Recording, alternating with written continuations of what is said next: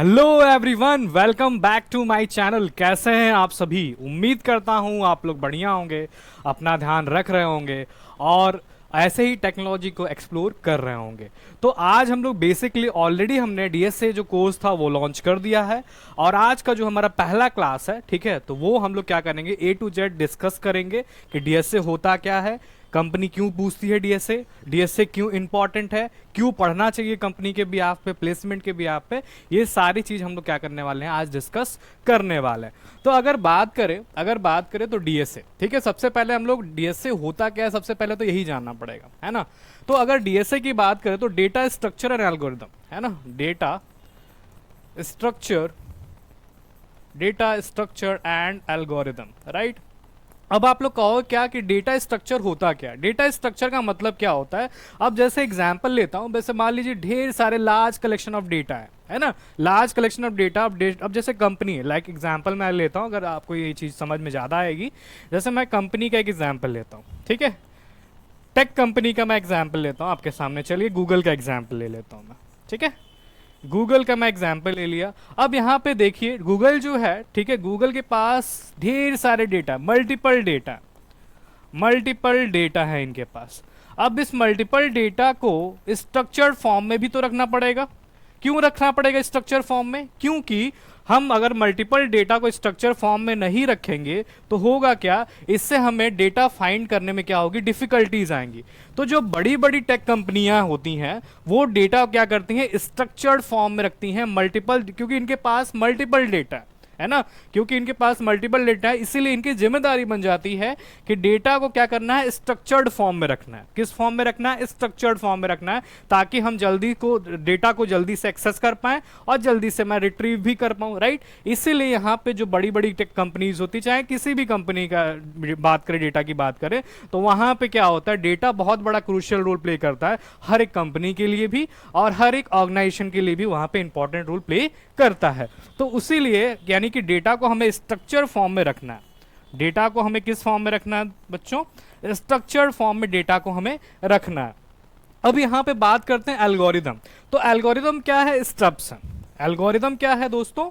ये एक स्टेप्स है जिससे हम डेटा को क्या कर सकते हैं, कहने का मतलब ऑर्गेनाइज फॉर्म में क्या कर सकते हैं, डेटा को अपना फ्रेम करके डेटा को जब चाहे रिट्रीव कर सकते हैं और जब चाहे उसमें मॉडिफिकेशन करना है और भी सारी चीजें वहां पे हम लोग कर सकते हैं। तो ये हो गया, मैं फ्लो समझा दिया कि डेटा स्ट्रक्चर और एल्गोरिदम होता क्या है। तो डेटा स्ट्रक्चर यानी कि ढेर सारे मल्टीपल डेटा को अगर हम लोग ऑर्गेनाइज फॉर्म में रखते हैं, स्ट्रक्चर्ड फॉर्म में रखते हैं, उसको हम लोग डेटा स्ट्रक्चर करते हैं, डेटा स्ट्रक्चर कहते हैं। और जब डेटा को स्टेप वाइज, यानी कहने का मतलब एक स्टेप फॉलो करते हैं, एक पैटर्न फॉलो करते हैं, उसको हम लोग क्या बोलते हैं, एल्गोरिदम कहते हैं। क्या कहते हैं? एल्गोरिदम कहते हैं। आई होप ये चीज आपको क्लियर हो रहा होगा। चलिए, तो ये मैंने आपको डेटा स्ट्रक्चर और एल्गोरिदम समझा दिया। अब थोड़ा आगे बढ़ते हैं। अब जैसे यहां पे बात करते हैं कंपनी क्यों पूछती है ना। आपके दिमाग में आता है डीएसए भाई क्यों पढ़े हम, है ना, कंपनी क्यों पूछती है। तो देखिए कंपनी, जो बड़ी बड़ी जो टेक कंपनी है वो डीएसए इसलिए पूछती है आपसे कि यहां पे पहला चीज प्रॉब्लम सॉल्विंग आपका देखती है। वो प्रॉब्लम सॉल्विंग आपका चेक करना चाहती है ना, कि आप एफिशिएंट हो कि नहीं हो, है ना, कोडिंग में आपका एक्सपीरियंस है कि नहीं है। तो पहला जो फैक्टर आता है वो आता है आपका क्या, प्रॉब्लम सॉल्विंग, ठीक। उसके बाद आता है दूसरा, अगर बात करें तो इफिशियंसी, है ना, इफिशियंसी, ठीक है, कितना एफिशिएंट वे में आप कोड को लिख रहे हो, कोड को रिप्रेजेंट कर रहे हो, राइट। उसके बाद जो तीसरा फैक्टर आता है, ठीक है, तीसरा जो फैक्टर आता है वो आपका वहां पे स्किल भी चेक कर रहे होते हैं, ठीक है। एक प्रॉब्लम दे देते हैं, उसके हिसाब से आप किस तरह से क्वेश्चंस को अप्रोच करते हैं, राइट। तो ये चीज यहां पे, तो ये कुछ फैक्टर्स है, मैंने बस डिटेल में थोड़ा बहुत समझा रहा हूं कि देखियो प्रॉब्लम सॉल्विंग है, ये पहला फैक्टर हो सकता है। दूसरा अगर बात करें तो इफिशिएंसी आपकी देखी जाती है, वहां पे इफिशिएंसी आपकी चेक की जाती है कि हाँ उस रोल के लिए आप फिट बैठते हो कि नहीं बैठते हो। फिर तीसरा चीज आपका आता है क्या, स्किल। स्किल यहाँ पे ये देखा जाता है कि आपकी जो कोडिंग स्किल है, अगर आपको क्वेश्चंस दे दिया जाए, आपको एक प्रॉब्लम दे दिया जाए, तो उसको अप्रोच कैसे करोगे, राइट। तो ये चीज यहाँ पे, तो ये चीजें जो है आपको चीजें समझ में आनी चाहिए, है ना। क्लियर है आप सभी को? क्या आप सभी को क्लियर हो पा रहा है? ऑलराइट, चलिए, तो ये कुछ यहाँ पे मैंने आपको बता दिया कि डीएसए क्यों इंपॉर्टेंट है, क्यों पढ़ना चाहिए, क्यों कंपनी पूछती है, ये सारी चीजें। अब यहाँ पे बात आती है कि डीएसए जो होता है आपका, जो भी फंडामेंटल्स होते हैं, ठीक है, फंडामेंटल्स, क्वेश्चंस के जो भी फंडामेंटल्स होते हैं, उसको हम लोग यहाँ पे क्या करते हैं, चीजों को थोड़ा सा समझने की कोशिश करते हैं, ठीक है। तो अगर फंडामेंटल्स की बात करें, जैसे आपका बात करते हैं, जैसे एरे हो गया, है ना, ये सब टॉपिक्स हैं डीएसए में, आप सभी को पता होगा, डीएसए आप इससे पहले भी पढ़े होंगे, तो ये सारी चीजें आपको पता होंगी। एरे हो गया, है ना, लिंक लिस्ट हो गया, लिंक लिस्ट हो गया, राइट। लिंक लिस्ट के बाद बात करें, डीपी हो गया, है ना, सीपी हो गया, कॉम्पिटिटिव प्रोग्रामिंग, डायनेमिक प्रोग्रामिंग, ठीक है, ट्रीज हो गया, आजकल कंपनीज पे बहुत सारे इस टॉपिक से क्वेश्चंस पूछ रही है, ट्रीज हो गया, ग्राफ हो गया आपका, ठीक है। These are the some important topics for your placements, ठीक है। तो ये चीज आपको पढ़ना ही पड़ेगा, इसमें हम लोग कॉम्प्रोमाइज नहीं कर सकते। ये कुछ मोस्ट इफिशिएंट टॉपिक्स हैं जिनको आपको क्या करना पड़ेगा, पढ़ना ही पड़ेगा। समझ पा रहे हैं आप सभी? क्या आप सभी लोग समझ पा रहे हैं? क्या आप सभी लोग समझ पा रहे हैं? चलिए, इतना क्लियर है सभी को? क्या इतना सभी को क्लियर है? ठीक है, तो ये चीज यहां पे, और उसके बाद बात करते हैं, ठीक है, लॉजिक। डीएसए से हम लोग क्या कर सकते हैं, अपना लॉजिक ऑप्टिमाइज कर सकते हैं, है ना, जो सोचने की एबिलिटी है उसको हम लोग क्या कर सकते हैं, ऑप्टिमाइज कर सकते हैं। क्या कर सकते हैं, ऑप्टिमाइज कर सकते हैं। ये भी आपको क्लियर हो रहा होगा, ठीक है। चलिए, ठीक है, ओके, बात करते हैं, ठीक है। अगर मैं आपको रियल लाइफ एग्जाम्पल से समझाने की कोशिश करूं, है ना, आपको रियल लाइफ से एग्जाम्पल समझाने की कोशिश करूं, ठीक है, तो ये कुछ टॉपिक्स हैं जो डीएसए में फंडामेंटल्स, ये टॉपिक्स हैं, ये आपको पढ़ना ही पड़ेगा, इसमें कोई भी कॉम्प्रोमाइज नहीं करना है, क्योंकि कंपनी इससे भी क्वेश्चंस पूछती है, और इंपॉर्टेंट ये चैप्टर्स हैं, ये सब सारे इंपॉर्टेंट चैप्टर्स हैं। क्लियर? चलिए, तो ये हो गया। उसके बाद नेक्स्ट बात करते हैं कि हम लोग भाई डीएसए पढ़ ही क्यों रहे हैं, इसका रियल लाइफ एग्जाम्पल क्या है, जरा वो आप समझा दीजिए। तो अगर मैं बात करूं आपको, तो जैसे आपका इंस्टाग्राम फीड है, ठीक है, ये आपके लिए बहुत समझना इजी होगा।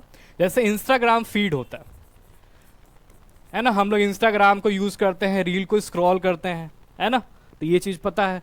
अब ये देखो, जो इंस्टाग्राम फीड होता है, तो वो बेसिकली एल्गोरिदम पे काम करता है, ठीक है। किस पे काम करता है? एल्गोरिदम पे काम करता है। अब कहोगे सर एल्गोरिदम पे कैसे काम करता है, तो बताता हूं। इसमें क्या होता है, अगर इंस्टाग्राम फीड की बात करूं, तो ये ग्राफ एक चैप्टर है डेटा स्ट्रक्चर एल्गोरिदम के अंदर, तो ये ग्राफ पे बेस्ड है ना, ये ग्राफ पे बेस्ड है। यानी कहने का मतलब क्या होता है, ग्राफ मैं समझाऊंगा क्योंकि कोर्स चल ही रहा है, तो ग्राफ में जब मैं पढ़ाऊंगा तो उसको और अच्छे से मैं डिस्कस करूंगा। तो इसमें क्या होता है, जब भी इंस्टाग्राम फीड की बात करते हैं, तो मैंने अभी बताया कि ये एल्गोरिदम पे काम करता है, और वहां पे डेटा स्ट्रक्चर क्या यूज होता है दोस्तों, ग्राफ यूज होता है ना। अगर आप डीएसए पढ़े होंगे तो इस चीज से आप फैमिलियर होंगे। उसके अगर मैं बात करूं गूगल सर्च, ठीक है, गूगल सर्च की बात करते हैं।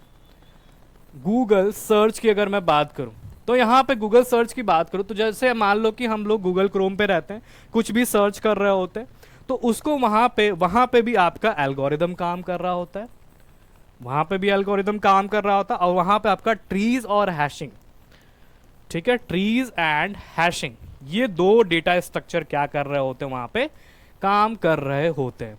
तो मैं आपको एप्लीकेशंस भी बता रहा हूं, है ना, कि डीएसए कहाँ का इंपॉर्टेंट रोल प्ले करता है, आपको रियल लाइफ एग्जांपल से कनेक्ट कर रहा हूं, ताकि आप चीजों को समझ पाओ और अच्छे तरीके से, एफिशिएंट तरीके से आप चीजों को समझ पाओ।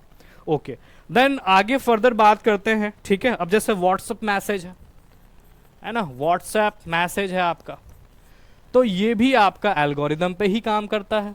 अब कहोगे सर एल्गोरिदम यानी क्यों आप डेटा स्ट्रक्चर आप पढ़े होंगे, तो उसके बारे में आप लोग जान रहे होंगे। तो ये क्यू डेटा स्ट्रक्चर पे क्या काम करता है, व्हाट्सएप हमारा काम करता है, जो भी व्हाट्सएप मैसेजेस आते हैं वो क्यू डेटा स्ट्रक्चर पे क्या करता है, काम करता है। चलिए, तो ये चीज हो गया। उसके बाद आपका बात करते हैं GPS navigation, very very important. आप लोग मैप यूज कर रहे होगे, तो वहां पे जो जीपीएस नेविगेशन है वो आपका किस पे काम करता है, वो आपका किस पे काम करता है, अगर बात करें तो ग्राफ के एल्गोरिदम पे काम करता है, ग्राफ के एल्गोरिदम पे ही ये भी काम करता है, ठीक है। तो मैं रियल लाइफ से आपको कनेक्ट कर पा रहा हूं, क्यों डेटा स्ट्रक्चर पढ़ना चाहिए, क्या काम है उनका, ये सारी चीजें आपको पता रहनी चाहिए, ठीक है। ब्राउजर हिस्ट्री की बात करें तो वो भी स्टैक पे ही काम करता है। आई होप ये चीज़ आपको क्लियर हो पा रही होंगी, मैं उम्मीद करता हूँ। चलिए, एंड फर्दर आगे हम बात करते हैं तो हम लोग क्या क्या टॉपिक्स एक्सप्लोर करेंगे, तो थोड़ा सा उसको भी हम लोग क्या कर लेते हैं, डिस्कस आपके साथ कर लेते हैं। चलिए, तो अगर बात करें तो मैं अगर सिंपल आपको रोड मैप बताने की बात करूं तो जैसे आपको बेसिक्स, ठीक है, बेसिक्स आपको प्रोग्रामिंग आनी चाहिए। अगर नहीं आता है तो इस वाले कोर्स में आपको बेसिक्स में स्टार्ट करूंगा, आपको चीजें क्या होती रहेंगी, क्लियर होती रहेंगी। तो बेसिक्स ऑफ प्रोग्रामिंग की बात करेंगे, ठीक है। अगर आप लोग कमेंट भी कर दीजिएगा कि किस प्रोग्रामिंग लैंग्वेज में आप एफिशिएंट हो। जैसे मैं स्टार्ट करूंगा सी प्लस प्लस पे, ठीक है, तो सी प्लस प्लस या पाइथन, ठीक है, इनमें से दो मैं पिक कर लूंगा। वैसे आप कमेंट करके बता दीजिएगा कि आप किस पे कंपेटेबल हो, ठीक है, सी प्लस प्लस पे या पाइथन पे। इन्हीं दो लैंग्वेज पे मैं क्या करूंगा, अपना जो भी डीएसए की जो सीरीज है उसको मैं क्या करूंगा, ठीक है भाई। एंड इसके बाद बात करें, जैसा भी मैंने बताया, एरे है ना, एरे हो गया आपका, राइट। एरे की बात कर लेते, उसके बाद स्ट्रिंग है ना, स्ट्रिंग की बात करें, ठीक है।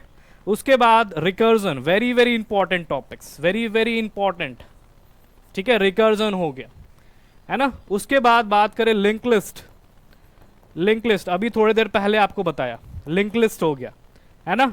डीपी है, ग्राफ है, ठीक है, स्टैक है, क्यू है। These are the important topics for your placement. Clear है ये सब? चलिए, तो ये मैं आपको थोड़ा यहाँ पे बता दिया। उसके बाद बात करते हैं, ठीक है, तो आप लोग जरूर यहाँ पे बताइएगा, कमेंट करके जरूर से बताइएगा कि आप किस लैंग्वेज में डीएसए पढ़ना कंपैटिबल समझते हैं। तो आप कमेंट बत करके बता दीजिएगा, जितना ज़्यादा वोट होगा उस पर मैं क्या करूँगा, उसी लैंग्वेज में फिर मैं कोर्स को क्या करूँगा, स्टार्ट करूँगा। क्लियर है आप सभी को? क्या आप सभी को क्लियर है? ठीक है, तो आप लोग, मैं मान के चल रहा हूँ आप लोग एनर्जेटिक हो गए इस चीज़ को सीखने के लिए, मैं उम्मीद करता हूँ ये चीज़ें, ठीक है। उसके बाद देन फर्दर बात करते हैं तो प्रोग्रामिंग, है ना। अभी मैं बताया बेसिक्स ऑफ प्रोग्रामिंग। तो अगर मैं प्रोग्रामिंग की बात करूं, ठीक है, प्रोग्रामिंग की अगर मैं बात करूं, प्रोग्रामिंग लैंग्वेज की बात करूं, ठीक है, प्रोग्रामिंग की नहीं, प्रोग्रामिंग लैंग्वेज की अगर मैं बात करूं, तो जैसे अगर मैं बात करूं, अभी मैंने कुछ एग्जांपल्स लिए, जैसे सी प्लस प्लस है, पाइथन है, जावा है ना। जो पहले से जान रहे हैं वो चीज़ें को समझ पा रहे होंगे और अच्छे तरीके से समझ पा रहा हूँ, है ना। अब बात करते हैं कि ये जो आपके लैंग्वेजेस हैं, है ना, आपके जो भी प्रोग्रामिंग लैंग्वेजेस हैं, ये हम लोग क्या करते हैं, यूज़ करते हैं, ठीक है। अगर कंप्यूटर से कम्युनिकेट करना है तो हमें ये प्रोग्रामिंग लैंग्वेज आनी ही चाहिए। अगर एप्लीकेशन को आपको बिल्डअप करना है, वेबसाइट बिल्डअप करना है, तो कोई एक प्रोग्रामिंग लैंग्वेज आपको आनी ही चाहिए, क्योंकि इससे क्या होता है कि आपका जो अप्रोच है, जो आपका लॉजिक ऑप्टिमाइजेशन है, वो क्या हो पाता है, क्लियर हो पाता है।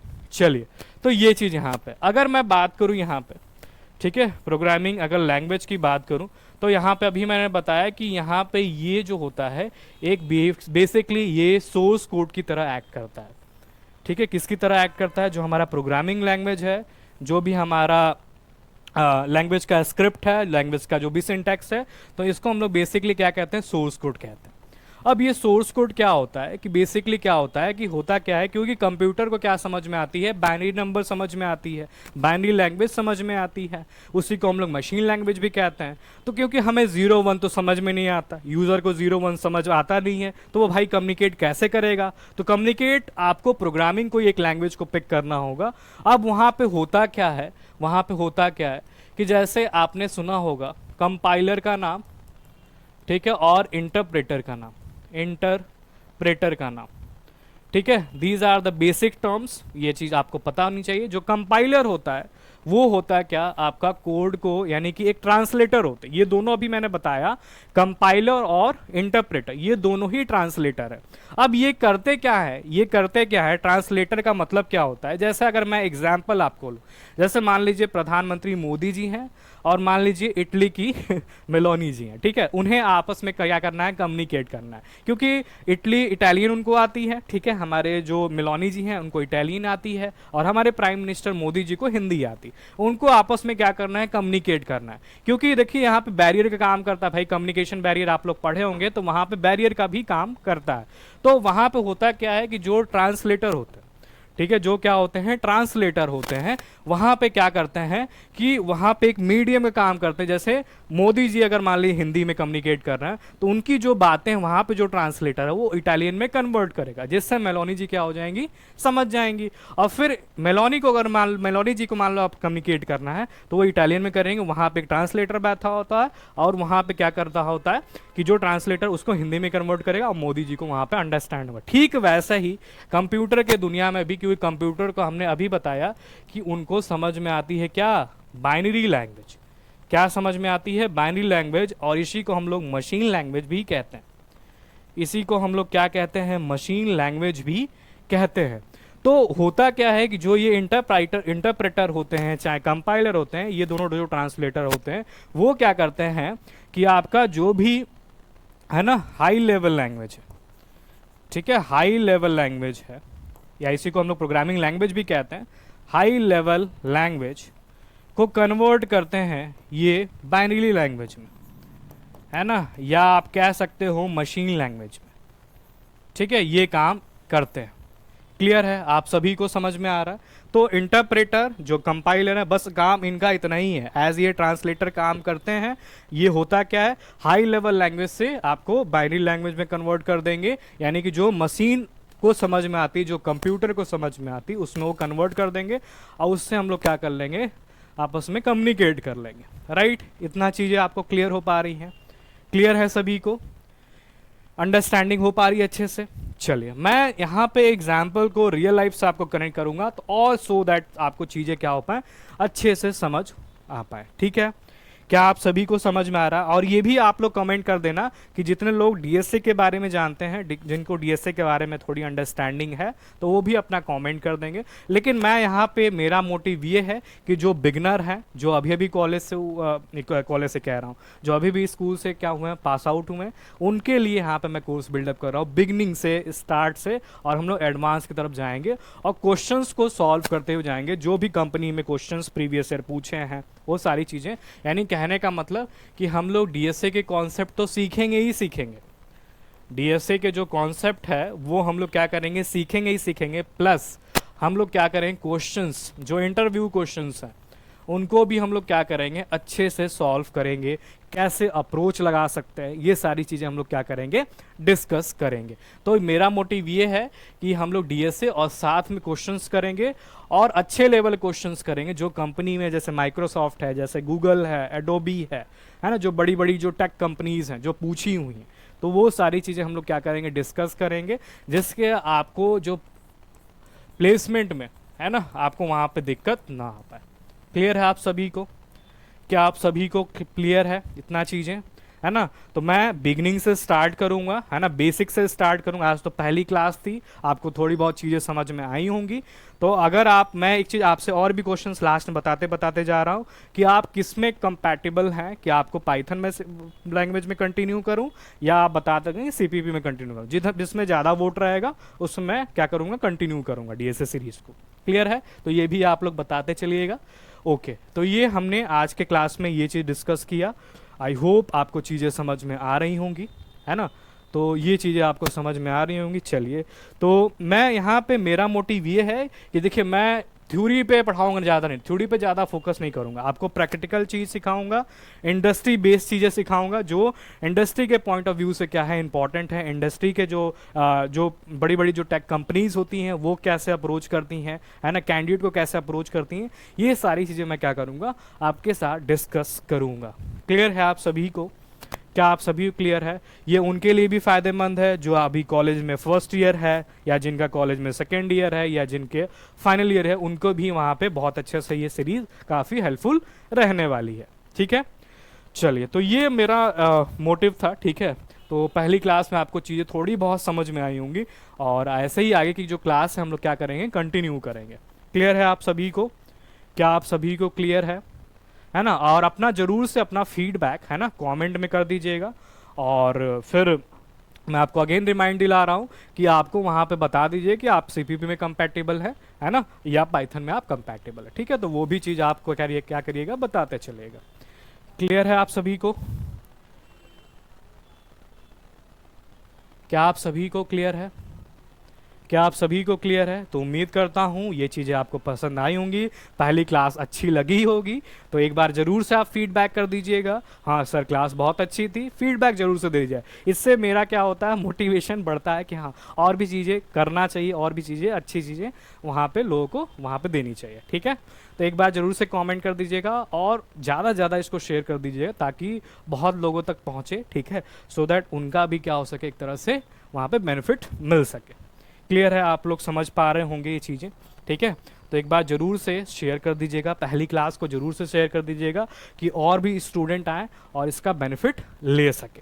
क्लियर है? चीज़ें आप सभी को समझ में आ रही होगी, और जो पहले से डीएसए जानता है उसके लिए तो काफ़ी इजी लगेगा ये चीज़, लेकिन हाँ बिगिनिंग से मैं स्टार्ट करूँगा और एडवांस तक जाऊँगा।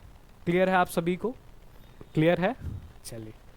चलिए फिर ठीक है, तो आज हम लोग इतना ही रखते हैं। ठीक है, और जो नेक्स्ट क्लास होगी वो हम लोग क्या करेंगे, बेसिकली लैपटॉप पे, ठीक है, हम लोग क्या करेंगे, चीज़ों को सीखेंगे और अच्छे तरीके से सीखेंगे, क्योंकि लैपटॉप भाई कंपलसरी है भाई, थ्योरी वाली तो चीज़ ज़्यादा है नहीं, प्रैक्टिकल वाली ही चीज़ें हैं। तो हम लोग मोस्ट ऑफ दी जो चीज़ें करेंगे वो हम लोग क्या करेंगे, लैपटॉप्स के थ्रू ही करेंगे। क्लियर है आप सभी को? ठीक है, तो आज जो पहली क्लास थी वो स्मार्ट बोर्ड पे हो गई।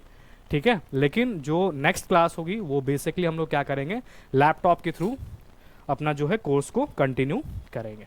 क्लियर है? और मेरे को जैसा लगा कि हाँ बोर्ड पे करना चाहिए, आप लोग ज़रूर से बता दीजिएगा, तो उस पर भी मैं यहाँ पे भी समझा सकता हूँ। क्लियर है आप सभी को? क्या आप सभी को क्लियर है? तो एक बार चैट सेक्शन में ज़रूर से बता दीजिएगा, फीडबैक दे दीजिएगा। ठीक है, और लाइक कर दीजिएगा, और चैनल पे नए हैं तो चैनल को सब्सक्राइब भी कर दीजिएगा। ठीक है, चलिए थैंक यू सो मच आप सभी का। ठीक है, अगर प्लेलिस्ट अच्छा लगा हो, लेक्चर अच्छा लगा हो, तो एक बार ज़रूर से अपना फीडबैक दे दीजिएगा। क्लियर है? चलिए थैंक यू सो मच आप सभी का।